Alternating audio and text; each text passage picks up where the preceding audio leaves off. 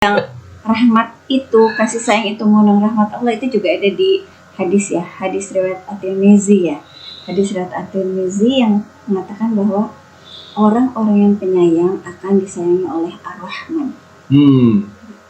Jadi memang Allah sendiri akan langsung menyayangi mereka gitu. Jadi Ar-Rahman itu kan berarti Allah ya. Betul. Itu kan salah satu sifat nama sifat yang juga sebagai nama Allah, itu asma Allah, Ar-Rahman, Ar-Rahim. Jadi kalau kita menyayangi sesama manusia ini kan sebenarnya luas ya, dengan orang lain, dengan tetangga, dengan sesama muslim, ya juga termasuk dalam keluarga kecil kita gitu, pada istri, pada anak-anak kita, itu malah terlupakan kadang. Jadi banyak juga orang yang sama teman kerja baik gitu, sama teman kuliah baik, tapi sama keluarga sendiri tuh kayak dicuekin gitu. Jadi kayak model-model gitu kan. Ketika sama orang lain tuh dibela betul gitu, tapi sama keluarga sendiri dicuekin, gak dianggap. Itu banyak juga yang model kayak gitu. Nah, padahal Allah memerintahkan itu menyayangi semuanya, termasuk ya keluarga kita, apalagi terdekat kan harusnya kita dahulukan gitu. Karena kan ada juga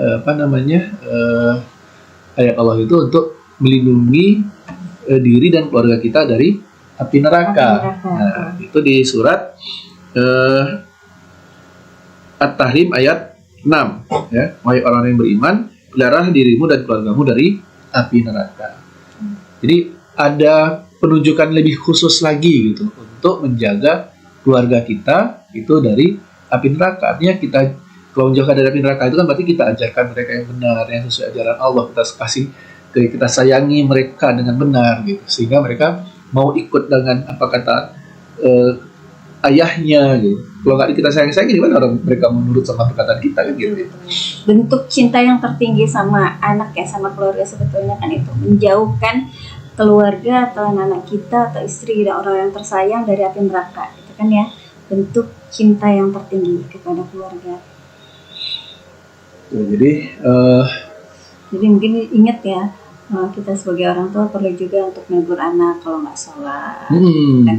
Perlu juga membatasi tontonan yang salah gitu kan. Kalau memang dilihat yang ditonton itu tidak baik, ya langsung kasih tahu gitu, langsung di stop gitu kan. Terus perlu juga kita mungkin mengingatkan karakter-karakter dia yang tidak pada tempatnya, misalnya mungkin dia beradab kurang sopan lah, terus tata kramanya kurang bagus, itu kan perlu diarahkan. Kenapa? Karena kita pengen anak-anak kita, orang-orang yang kita sayang itu jauh dari api neraka, jauh dari kebinasaan gitu. Jauh dari perbuatan dosa gitu, jauh dari kemaksiatan.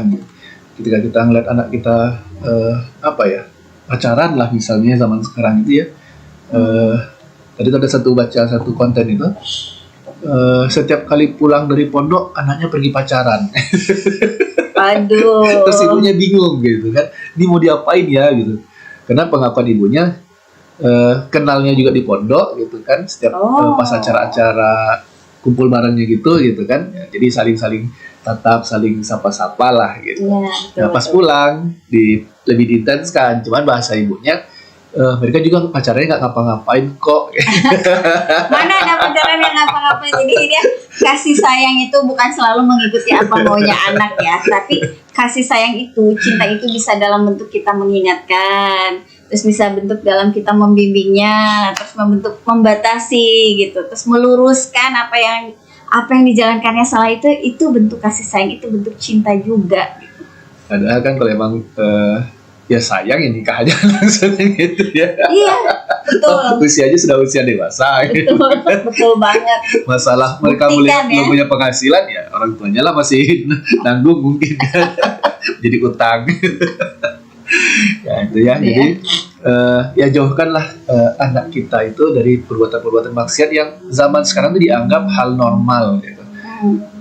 Padahal itu sebenarnya adalah sebuah kemaksiatan. Kayak kemarin juga kan nongkrong di biliar.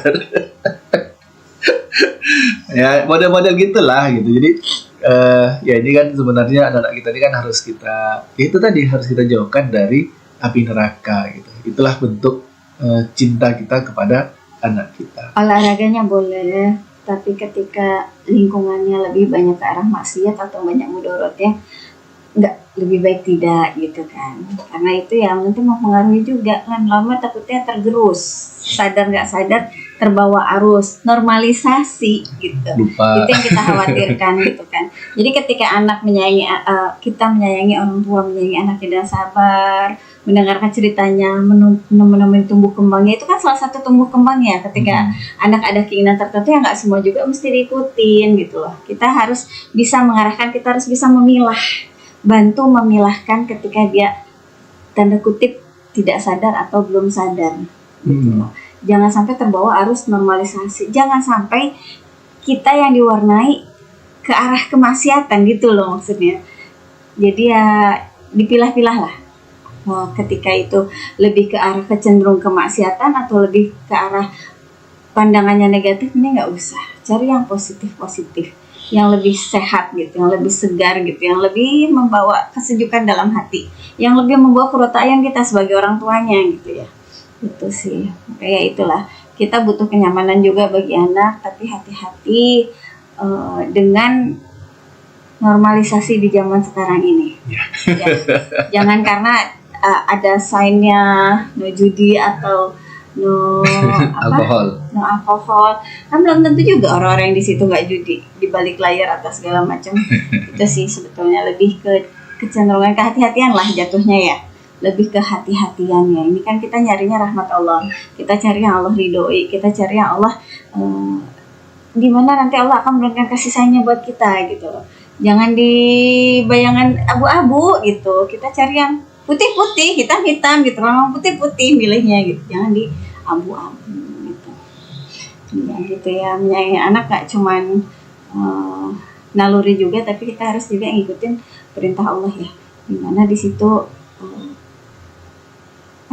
penegasan lah, butuh ketegasan dari kita juga ketika itu dibutuhkan, disampaikan gitu.